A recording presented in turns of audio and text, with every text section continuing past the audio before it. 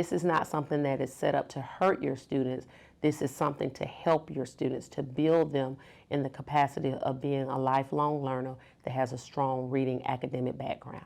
Hooked on phonics. Reading comprehension and fluency are just a few components centered around the Alabama Literacy Act. The act, passed in 2019, focuses on students in kindergarten through the 3rd grade. Looking at the overall progress of that student when it comes to their reading ability, looking at the comprehension skills and seeing what of they are doing on grade level or below grade level. The act was put in place to ensure when students reach the end of 3rd grade, they are fundamentally ready to be promoted to the 4th. Dr. Orletta Rush says being able to double down on words and comprehend is by far the most critical for further success. What we were seeing is by the time they reached 3rd grade, there was a big deficit that we could be able to identify. So that's particularly why 3rd grade was more or less looked upon, because you have 2 years left in an elementary foundation, but you're in your 3rd year of elementary and you're still behind. So it needs to be seriously some tactics put in place for academics to be advanced. Dr. Rush says the state taking a stance of this magnitude was imperative. You have to look and be able to make that determination. And if you see those different pathways that you have with this act, it's not just hinged upon the testing. You have portfolios that you can look at, report cards, intervention data that is given back, so many different avenues through this act to look and see if the students have mastered.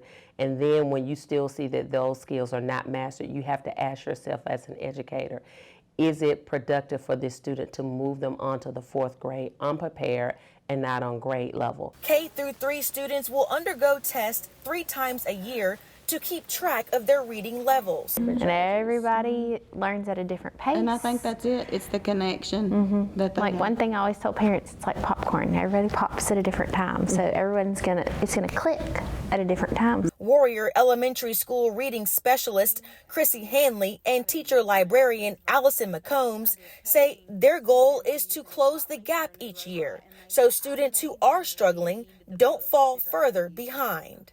We meet monthly in PST, and that's our problem-solving team, to where we identify the students who are struggling and try to really figure out what their deficiency is and find ways to target that. We have some interventionists on our campus this year, and so that's been very helpful.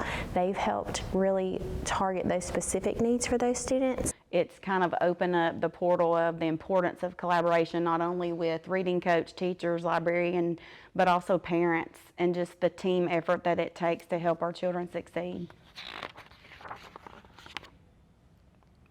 Shh. This is the Lounge and Read, one of the many ways the teacher librarian at Warrior Elementary has to help students with literacy.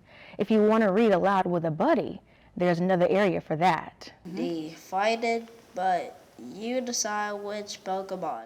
McCombs says she wants her students to feel like the library is their safe space for reading when they walk through the doors, starting with the 5-finger rule. They can choose any book they want, they open up to a page, and they count the words they don't know as they read. And if they get to 4 or 5 words, they know that's too hard, not yet can they read it. I always love the power of yet, because as we grow, we can get to those books that we can read.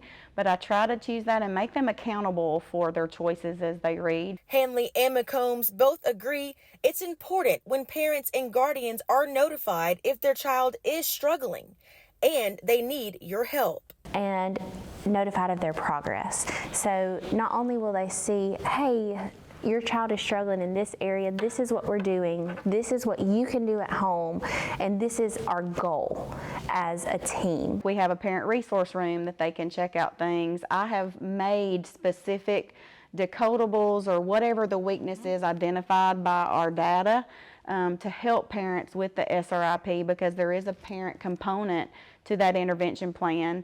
And I think that parents just need to be aware that it's not to let them down of, oh, my child is behind, but to say, hey, together we can improve this. Educators want to stress, from kindergarten to 3rd grade, you are teaching students how to read. But after the 4th grade, students are expected to read in order to learn. Mya Johnson for Jefferson County Schools.